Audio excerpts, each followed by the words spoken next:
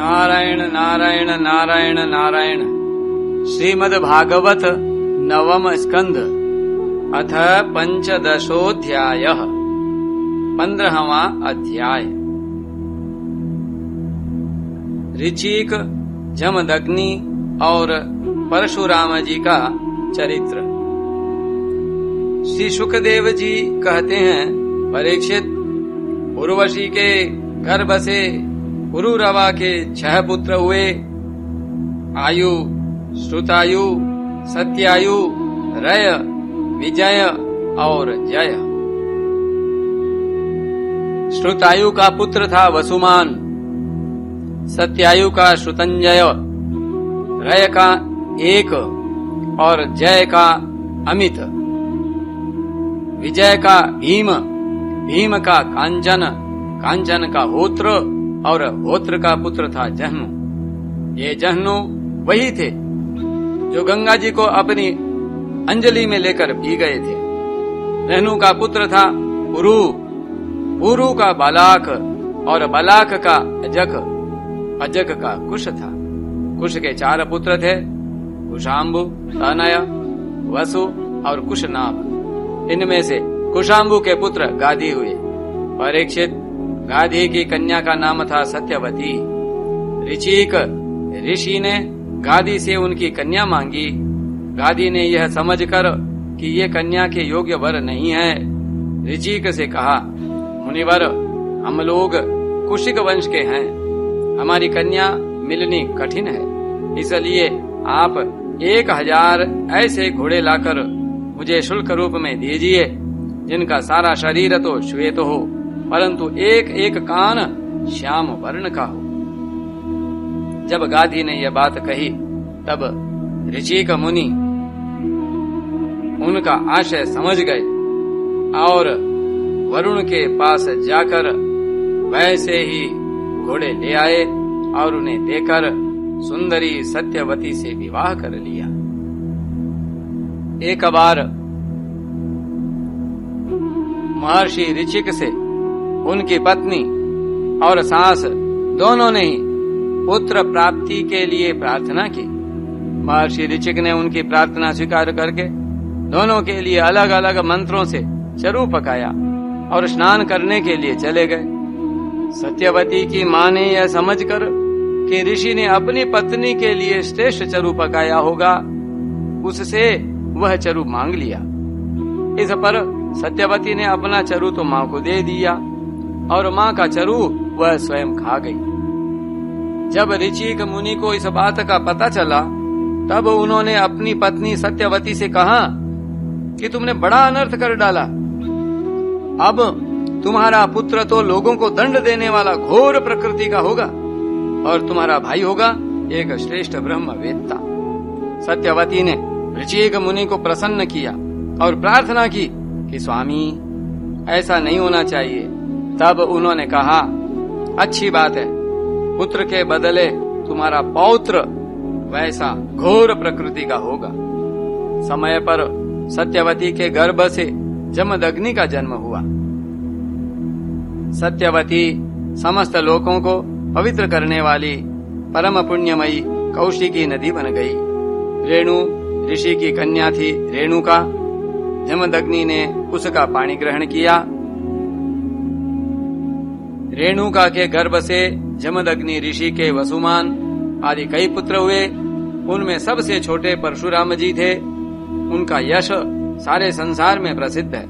कहते हैं कि हय हय वंश का अंत करने के लिए स्वयं भगवान ने ही परशुराम के रूप में अंशावतार ग्रहण किया था। उन्होंने इस पृथ्वी को 21 बार क्षत्रियहीन कर दिया। यद्यपि क्षत्रियों ने उनका थोड़ा सा ही अपराध किया था, फिर भी वे लोग बड़े दुष्ट, ब्राह्मणों के अभक्त, रजोगुणी और विशेष करके तमोगुणी हो रहे थे। यही कारण था कि वे पृथ्वी के भार हो गए थे और इसी के फलस्वरूप भगवान परशुराम ने उनका नाश करके पृथ्वी का भार उतार दिया। राजा परीक्षित ने पूछा, भगवान, अवश्य ही उस समय के क्षत्रिय विषय लोलुप हो गए थे, परंतु उन्होंने परशुराम जी का ऐसा कौन सा अपराध कर दिया जिसके कारण उन्होंने बार बार क्षत्रियों के वंश का संहार किया। श्री शुकदेव जी कहने लगे, परीक्षित, उन दिनों अयहय वंश का अधिपति था अर्जुन। वह एक श्रेष्ठ क्षत्रिय था। उसने अनेकों प्रकार की सेवा शुश्रूषा करके भगवान नारायण के अंशावतार दत्तात्रेय जी को प्रसन्न कर लिया और उनसे 1000 भुजाएं तथा कोई भी शत्रु युद्ध में पराजित न कर सके यह वरदान प्राप्त कर लिया। साथ ही इंद्रियों का अबाध बल, अतुल संपत्ति, तेजस्विता, वीरता, कीर्ति और शारीरिक बल भी उसने उनकी कृपा से प्राप्त कर लिए थे। वह योगेश्वर हो गया था। उसमें ऐसा ऐश्वर्य था कि वह सूक्ष्म से सूक्ष्म, स्थूल से स्थूल रूप धारण कर लेता। सभी सिद्धियां उसे प्राप्त थीं। वह संसार में वायु की तरह सब जगह बेरोक टोक विचरा करता। एक बार गले में वैजयंती माला पहने सहस्त्रबाहु अर्जुन बहुत सी सुंदरी स्त्रियों के साथ नर्मदा नदी में जल विहार कर रहा था। उस समय मदोन्मत्त सहस्त्रबाहु ने अपनी बाहों से नदी का प्रवाह रोक दिया। दशमुख रावण का शिविर भी वहीं कहीं पास में ही था। नदी की धारा उलटी बहने लगी, जिससे उसका शिविर डूबने लगा। रावण अपने को बहुत बड़ा वीर तो मानता ही था, इसलिए सहस्त्रार्जुन का यह पराक्रम उससे सहन नहीं हुआ। जब रावण सहस्त्रबाहु अर्जुन के पास जाकर बुरा भला कहने लगा, तब उसने स्त्रियों के सामने ही खेल खेल में रावण को पकड़ लिया और अपनी राजधानी माहिष्मती में ले जाकर बंदर के समान कैद कर लिया। पीछे पुलस्त्य जी के कहने से सहस्त्रबाहु ने रावण को छोड़ दिया। एक दिन सहस्त्रबाहु अर्जुन शिकार खेलने के लिए बड़े घोर जंगल में निकल गया था। दैववश वह जमदग्नि मुनि के आश्रम पर पहुंचा। परम तपस्वी जमदग्नि मुनि के आश्रम में कामधेनु रहती थी। उसके प्रताप से उन्होंने सेना, मंत्री और वाहनों के साथ अयहयपति का खूब स्वागत सत्कार किया।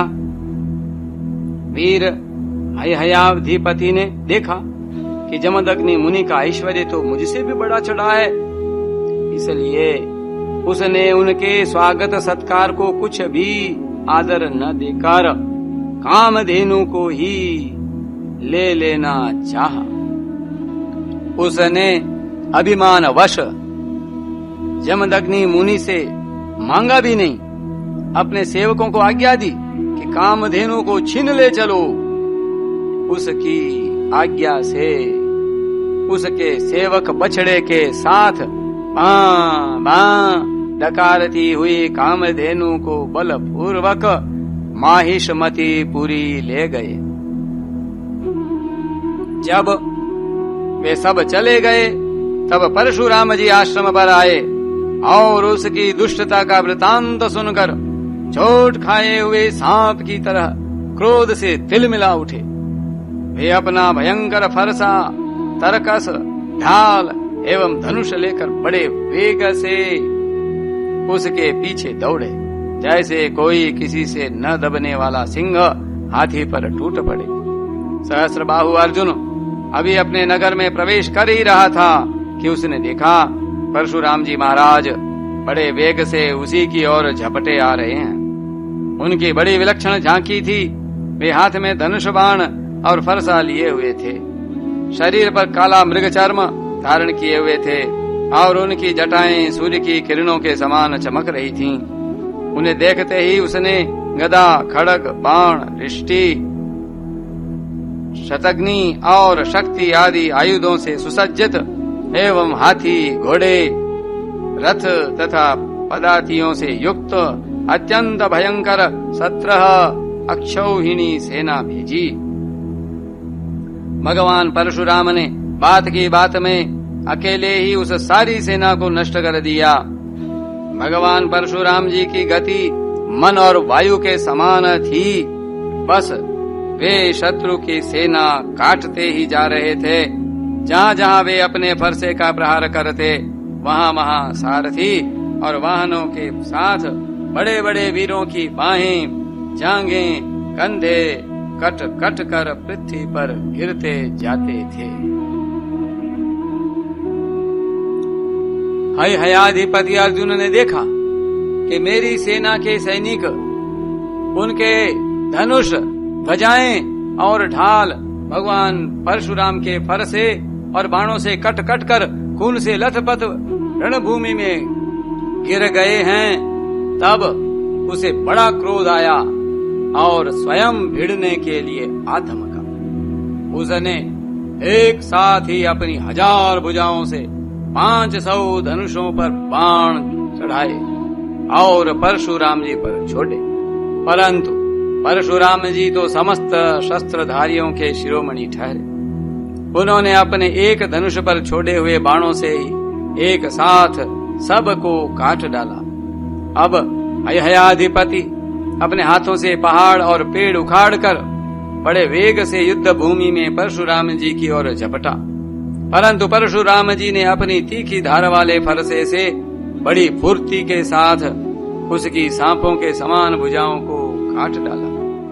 जब उसकी बाहें कट गईं, तब उन्होंने पहाड़ की चोटी की तरह उसका ऊंचा सिर धड़ से अलग कर दिया। पिता के मर जाने पर उसके 10,000 लड़के डर कर भग गए। परीक्षित विपक्षी वीरों के नाशक परशुराम जी ने बछड़े के साथ कामधेनु लौटा ली। वह बहुत ही दुखी हो रही थी।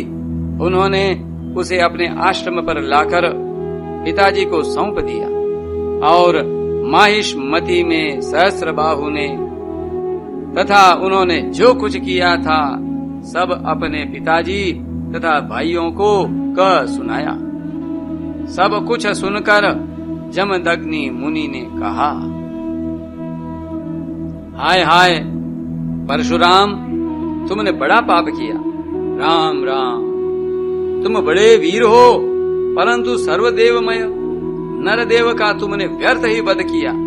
बेटा, हम लोग ब्राह्मण हैं। क्षमा के प्रभाव से ही हम संसार में पूजनीय हुए हैं। और तो क्या, सबके दादा ब्रह्मा जी भी क्षमा के बल से ही ब्रह्म पद को प्राप्त हुए हैं। ब्राह्मणों की शोभा क्षमा के द्वारा ही सूर्य की प्रभा के समान चमक उठती है। सर्वशक्तिमान भगवान श्री हरि भी क्षमावानों पर ही शीघ्र प्रसन्न होते हैं। बेटा, सार्वभौम राजा का वध ब्राह्मण की हत्या से भी बढ़कर है। जाओ, भगवान का स्मरण करते हुए तीर्थों का सेवन करके अपने पापों को धो डालो। नारायण नारायण नारायण।